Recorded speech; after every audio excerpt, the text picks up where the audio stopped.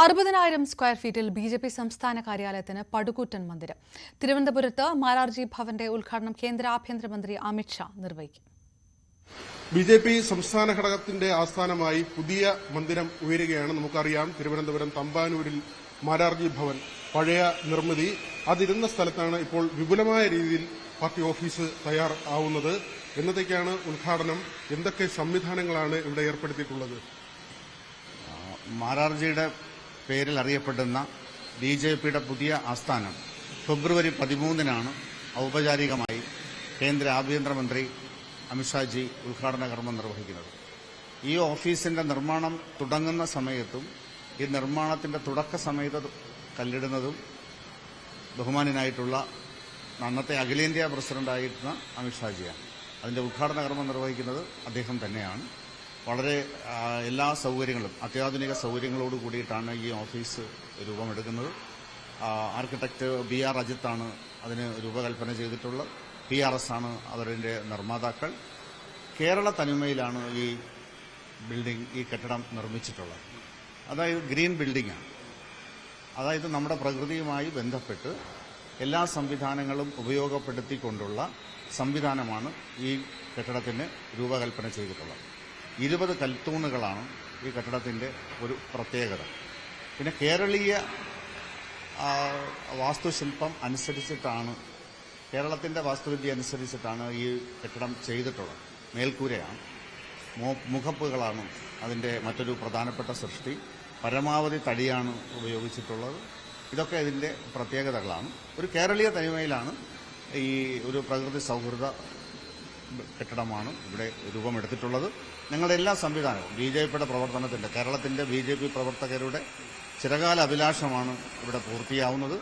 ഞങ്ങൾക്കെല്ലാം, കേരളത്തിന്റെ ബി.ജെ.പി. പ്രവർത്തകർക്കെല്ലാം വളരെ സന്തോഷകരവും ആനന്ദകരവുമാകുന്ന നിമിഷമാണ് ഫെബ്രുവരി 13. ബഹുമാന്യനായ കേന്ദ്ര ആഭ്യന്തരമന്ത്രി ശ്രീ ഉദ്ഘാടനം ചെയ്യും. ഈ ബി.ജെ.പി. സംസ്ഥാന അധ്യക്ഷൻ ശ്രീ K. സുരേന്ദ്രന്റെ നേതൃത്വത്തിലാണ് ഈ ചടങ്ങുകളിലൊക്കെ നടക്കുന്നത്. എല്ലാം വലിയ വിജയകരമായി മുന്നോട്ട് പോകുന്നു. എത്ര നിലകളിലാണ്? നമ്മളിപ്പോൾ ജില്ലാ കമ്മിറ്റിയുടെ ഓഫീസ് വന്നപ്പോൾ കണ്ടിരുന്നു, അവിടെ പൊതുജനങ്ങൾക്ക് വരാനും അവിടെ സേവനങ്ങൾ നൽകുന്നതിനും പ്രത്യേക കൗണ്ടർ, കേന്ദ്ര സർക്കാരിന്റെ പദ്ധതികളൊക്കെയും അവരോട് വിവരിക്കുന്നതിനും അതിനുള്ള അപേക്ഷകൾ സ്വീകരിക്കുന്നതിനുമുള്ള സംവിധാനങ്ങൾ കണ്ടിരുന്നു. ഇവിടെ എന്തൊക്കെയാണ് പൊതുജനങ്ങൾക്ക് ഈ ഓഫീസ് വഴി നൽകുന്ന സേവനങ്ങൾ? എത്ര നിലകളിലായാണ് ഇതുള്ളത്? പൊതുജനങ്ങൾക്കായിട്ടുള്ള സഹായം ഈ നമ്മുടെ സംസ്ഥാനത്തെ ജനങ്ങൾക്ക് വേണ്ടിയിട്ടാണ്. ഒരു പൊതുപ്രവർത്തന കേന്ദ്രമായിട്ടാണ് ഈ ഓഫീസ് അങ്ങേയറ്റം പ്രയോജനപ്പെടുക. ഇതിനായിട്ട് കേന്ദ്ര ഗവൺമെന്റിന്റെ പദ്ധതികൾ ആവിഷ്കരിക്കുന്ന ഹെൽപ്പ് ഡെസ്ക് എന്ന് പറയുന്ന സംവിധാനം ബി.ജെ.പിയുടെ ഗ്രൗണ്ട് ഫ്ലോറിൽ തന്നെയാണ് ഈ സംവിധാനം ഒരുക്കിയിട്ടുള്ളത്. അതിനായിട്ട് പ്രത്യേക സംവിധാനം ഞങ്ങളിവിടെ ചെയ്തിട്ടുണ്ട്. കേന്ദ്ര ഗവൺമെന്റിന്റെ എല്ലാ പദ്ധതികളും ജനങ്ങൾക്ക് എളുപ്പം ലഭ്യമാകുന്നതിന് വേണ്ടിയിട്ടുള്ള സൗകര്യം പുതിയ ഓഫീസിൽ ഞങ്ങൾ പ്രത്യേകം സജ്ജമാക്കിയിട്ടുണ്ട്.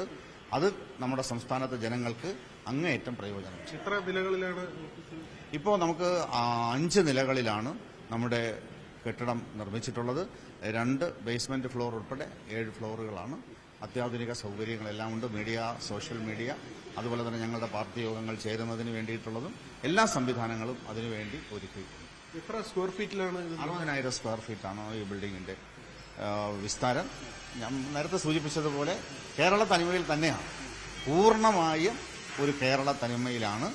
ഒരു ഗ്രീൻ ബിൽഡിംഗ് ആയിട്ട് തന്നെയായിരിക്കും ബി.ജെ.പിയുടെ പുതിയ സംസ്ഥാന ആസ്ഥാനം അറിയപ്പെടുക. നേരത്തെ നമ്മുടെ വികാസ് ഭവനിലെ ഓഫീസ് തുറന്നപ്പോൾ അവിടെ മുഖ്യമന്ത്രിക്കുള്ള ഓഫീസ് റൂം തുറന്നിരുന്നു. കാരണം ബി.ജെ.പി. വിദൂര ഭാവിയിലെങ്കിലും അങ്ങനെ ഭരണം പ്രതീക്ഷിക്കുന്ന ഒരു സംസ്ഥാനമാണ് കേരളം. ഇവിടെ പ്രധാനമന്ത്രിക്കുള്ള റൂം ഉണ്ടാകുമോ? അങ്ങനെ മുഖ്യമന്ത്രിക്ക് അങ്ങനെ പ്രത്യേകിച്ച് റൂമുകൾ ഉണ്ടാകുമോ? ബി.ജെ.പിയുടെ എല്ലാ നേതാക്കന്മാർക്കും ഉപയോഗിക്കാനും പ്രയോജനപ്പെടുത്തുവാനും കഴിയുന്ന രീതിയിലാണ് ബി.ജെ.പിയുടെ സംസ്ഥാന ഓഫീസ് രൂപകൽപ്പന ചെയ്തിട്ടുള്ളത്. സ്വാഭാവികമായും തെരഞ്ഞെടുപ്പിൽ വിജയിക്കുമ്പോൾ പ്രധാനമന്ത്രിയും ഉണ്ടാവും. അതുപോലെ തന്നെയാണ് പ്രധാനമന്ത്രി ഉണ്ടായതുപോലെ നമ്മുടെ സംസ്ഥാനത്ത് മുഖ്യമന്ത്രിയും ഉണ്ടാവും. തെരഞ്ഞെടുപ്പ് ജയിച്ചു കഴിഞ്ഞാൽ, മുഖ്യമന്ത്രിയായി ഞങ്ങൾക്ക് ലഭിച്ചു കഴിഞ്ഞാൽ ആ മുഖ്യമന്ത്രി ഇവിടെ വരും, തീർച്ചയായിട്ടും വരും. മറ്റ് മന്ത്രിമാരും ഒക്കെ ഇവിടെ ഉണ്ടാവും. ആസന്നമായ പാർലമെന്റ് തെരഞ്ഞെടുപ്പാണ്. ലോക്സഭാ തെരഞ്ഞെടുപ്പിലേക്ക് പോകുമ്പോൾ പാർട്ടിയുടെ സംഘടനാ സംവിധാനം, തെരഞ്ഞെടുപ്പ് പ്രക്രിയ, അതെല്ലാം തന്നെ ഈ ഓഫീസ് കേന്ദ്രീകരിച്ചായിരിക്കുമല്ലോ ഇനി? തീർച്ചയായിട്ടും 2024 ലോക്സഭാ തെരഞ്ഞെടുപ്പിന്റെ പ്രവർത്തന കേന്ദ്രവും നമ്മുടെ ഈ ഓഫീസ് തന്നെയായിരിക്കും. ഞങ്ങളുടെ ഉദ്ഘാടനം നിർവഹിച്ചു കഴിഞ്ഞാൽ ഞങ്ങളുടെ എല്ലാ പ്രവർത്തനങ്ങളുടെയും ഭാഗമായി മാറുകയാണ് പുതിയ ഓഫീസ്. സി ശിവൻകുട്ടിയാണ് ഇതിന്റെ ചുക്കാൻ പിടിക്കുന്നത്. അതായിരുന്നാലും പുതിയ ഓഫീസ് വരുമ്പോൾ എല്ലാ ആശംസകളും. സന്തോഷ് മണക്കാടിനൊപ്പം വി വിനോദ്, ന്യൂസ് 18 തിരുവനന്തപുരം.